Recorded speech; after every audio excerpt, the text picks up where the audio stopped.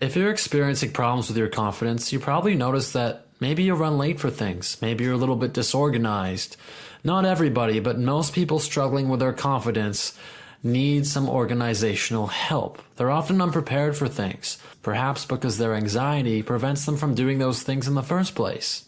So I've asked the first Canadian to walk in space, astronaut Chris Hadfield, to talk about how to conquer fear and be more confident. This is what he said. Knowledge and skill are what will allow us not to be afraid. Because when you're little, you know, if you're a chihuahua or if you're a new person, then you have really very little to go on. You don't have many skills. You don't have much ability to understand what's happening. And so therefore, everything is dangerous, and therefore you're afraid all the time. But like riding a bike.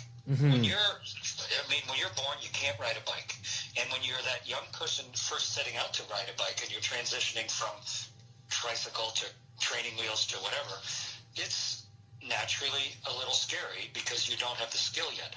But once you've mastered it, once you've gained a skill, then bike riding stops being scary. Even though bike riding didn't change, bike riding is exactly the same. Your skill level changed. And so therefore you can now go fast. You can feel the wind in your face. You can cover distance. You can, I mean, it's a freedom that comes through changing who you are so that you no longer just are a chihuahua shivering in fear. And really everything is like that. And so when you ask, what am I afraid of? I'm afraid of the things that I'm unprepared for, you know, whatever my current version of riding a bike is, or things that are going to have a significant impact on my life that I cannot control or I cannot have an input into. So I try and make a reasonable judgment about what is it that I'm afraid of that I can affect, that I can change. How can I improve my skill? Like if... for example, I'm giving a talk at a huge conference in Trondheim, Norway, coming up in March. And I'm speaking to thousands of people. I've never met any of them. I'm talking on a topic I don't necessarily always talk about. So for a lot of people, that would make you afraid. You know, stand up in a strange place where English isn't their first language, talk about a topic you're not too comfortable in front of a bunch of strangers, and try and be the headliner. So practice. Figure it out. Do the research. Understand the place. Do the historical study. Write the speech, and then practice the speech over and over and over again until you can take the speech 15 different directions, and they're all going to be worth doing it.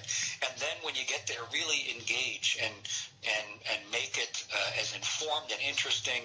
Put yourself in the position of the audience. You know, really change who you are. Treat it like riding a bicycle until I can do it with no hands. You know, I want to be able to give that talk with my hands off the handlebars and still be able to effectively ride.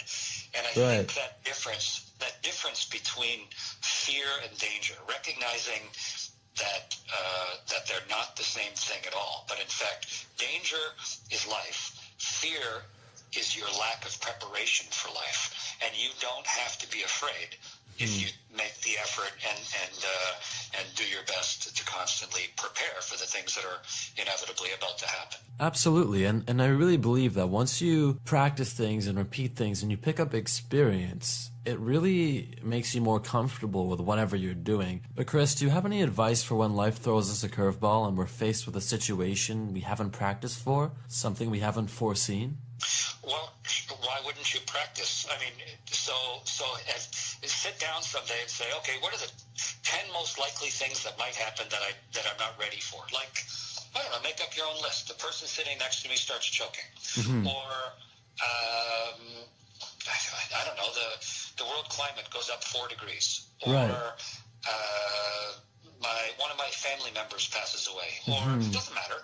Whatever list is important to you of the things perhaps that you fear the most, because if you fear them the most, that probably means you're the least prepared for that list of things. And then in the time that you might otherwise be doing nothing, or you know, looking at cat videos on YouTube, actually look at what is. So let's just treat it like you would anything else. Say, okay, let's assume this is happening. What am I unprepared for? What skills don't I have yet? If it's a loved one dying, let me just pretend that it happened for a minute or for 10 minutes. Who am I going to phone? How am I going to do I understand how will and probate work? What lawyer do I call?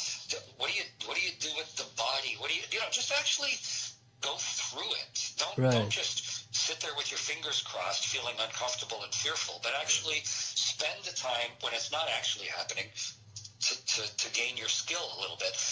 And it'll still be very emotional and significant when it happens, but you won't be just dealing with it in a completely unprepared manner. So there you go. If you're prepared, chances are you're not going to be scared of doing the things that matter.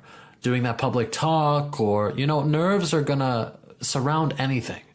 But you're not going to have crippling anxiety or fear, and you're going to have confidence. If you're confident in your material because you've practiced, listen to the first Canadian to walk in space. Trust him and trust me. If you do those things, you're going to be more confident.